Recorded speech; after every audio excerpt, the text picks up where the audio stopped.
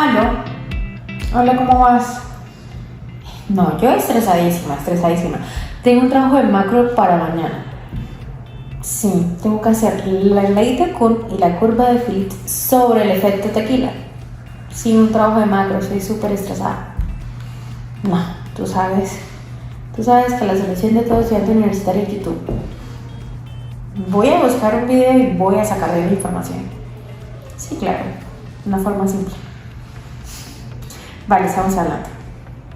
Para nadie es un secreto que la historia económica de los países de América Latina ha sido protagonista de muchísimas crisis.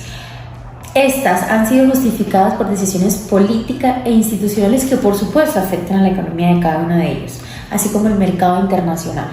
Pues bien, en muchas ocasiones pasa que los mercados internacionales se ven afectados por estas crisis. Algunas afectaciones son aspectos políticos, económicos y sociales. A continuación veremos el efecto tequila.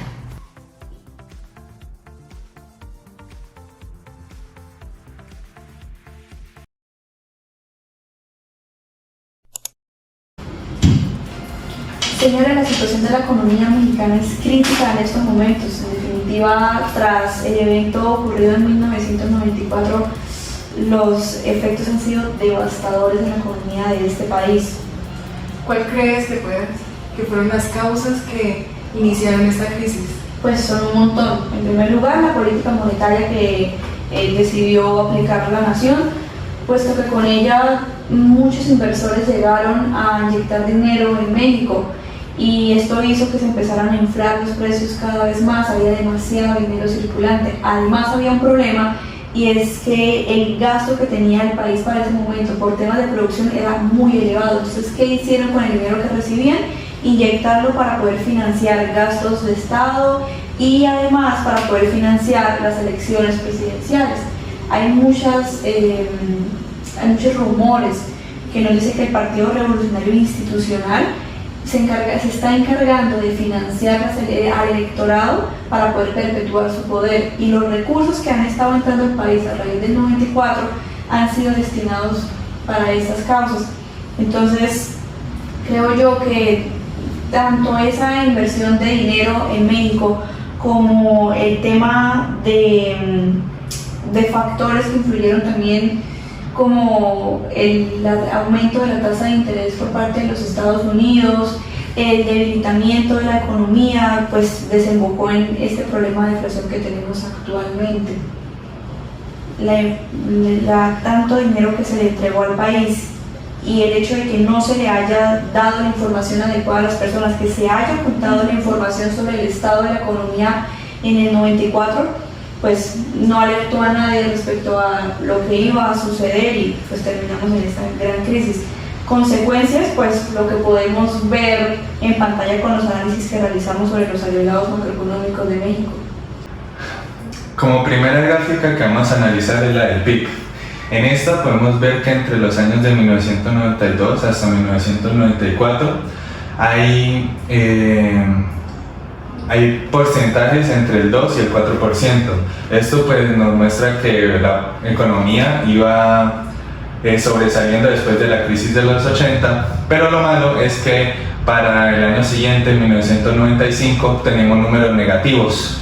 Esto pues a raíz de la crisis del 94, lo cual deja que la producción del país ha disminuido notablemente y nos deja que no hay dinero para la compra de estos bienes. Vale, seguimos con la tasa de variación de consumo, en la cual podemos analizar cómo había un aumento del consumo en la canasta familiar desde 1993 hasta 1994. El consumo era constante, ¿no?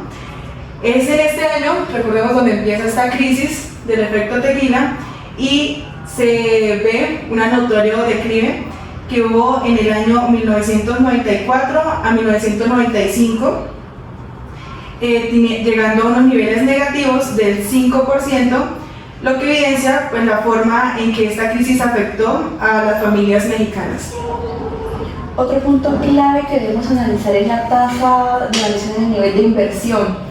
Recordemos que como producto de la política monetaria muchas personas decidieron invertir en México pues porque era muy atractivo el tema de la tasa de interés que ofrecían, era muy rentable. Por eso tenemos alzas sobre el 94, vemos que por encima del 10% pues debido a estas políticas. Sin embargo, tras esta crisis el nivel de inversión decae a porcentajes negativos, está por debajo del menos 30%.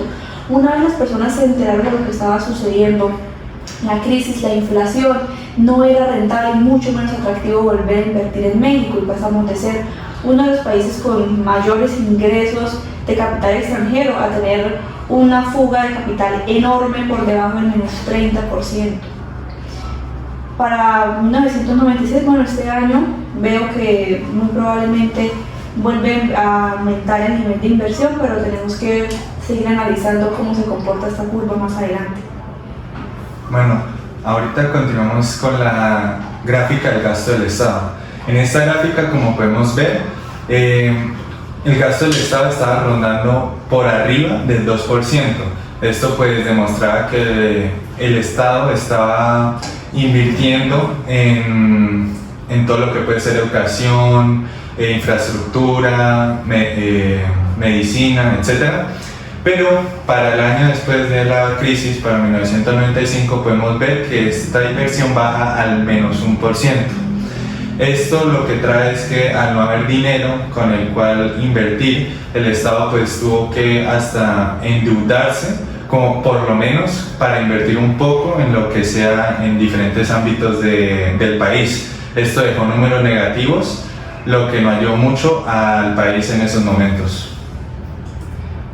Bueno, ahora tenemos las exportaciones. En la siguiente gráfica podemos observar cómo desde el año 1992 al año 1995 las exportaciones iban creciendo constantemente hasta el año 1995, siendo este su punto más alto con un 20%. Y concluyendo con esto, tenemos que las exportaciones no se vieron afectadas negativamente con la crisis del país.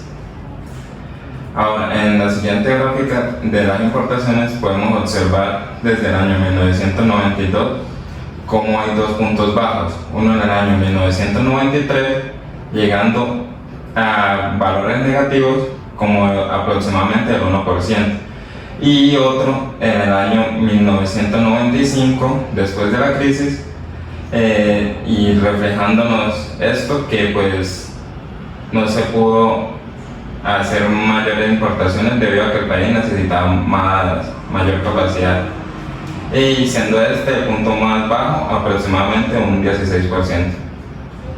La inflación fue otro punto que yo creo que nos refleja de una manera muy exacta lo que fue esta crisis en el 94. México tenía una inflación muy baja, observemos en esta gráfica que los niveles no eran superiores al 1% siquiera, eran valores sumamente bajos hasta el 94. Sin embargo, tras la crisis en el 95 observamos que la inflación llegó al 402%. Tanto dinero que invirtieron en el país pues hizo que los precios se elevaran enormemente y se devaluara el peso mexicano. Pues el resultado de esto, inflación del 402%, es sumamente preocupante, de pronto una de las consecuencias más graves de la crisis. Sí, bueno, vamos con el desempleo, el cual mediante la gráfica, entonces se evidencia que para los años 1992 a 1993 el país contaba con unas cifras de desempleo bajas, inferiores al 10%. Pues sin embargo, para 1994 y 95 hay un crecimiento exponencial, alcanzando así su punto más alto en 1995, llegando al 59% en su tasa de desempleo. Bueno, por último tenemos la deuda externa. Bueno, como podemos ver acá, para 1992 vemos que la deuda externa en México se manejaba en números negativos. Esto, bueno, no nos demostraba que por lo menos no había tanta deuda en México a comparación como en 1995, un año después de la crisis, el cual llega casi hasta un 20%. Esto hace que el país se vio tan necesitado de dinero que recurrió a entidades externas para que hubiera préstamos y así mantener un poco a flote la economía del país, generando así una deuda muy grande. Adivina que encontré el video ideal para entender cómo hacer análisis planetario. Bueno, básicamente esta gráfica nos representa la relación entre la tasa de variación del PIB real y la tasa de variación del paro. Exacto. Ahora, ¿qué nos expone esta? Que los empleos están siendo afectados debido al poco crecimiento de la economía nacional, en este caso en México. Exacto.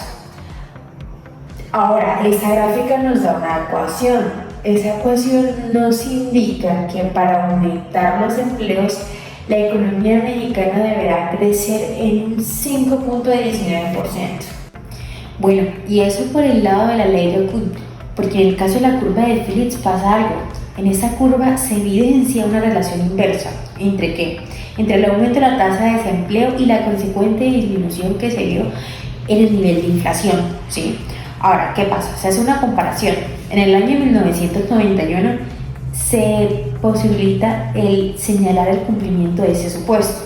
Sin embargo, para el año 1995, que es un año después de la crisis, se ilustra una relación directa entre el nivel de desempleo y de la inflación, lo que supone que el impacto de ambos agregados es consecuencia directa, por supuesto, de la crisis de 1994.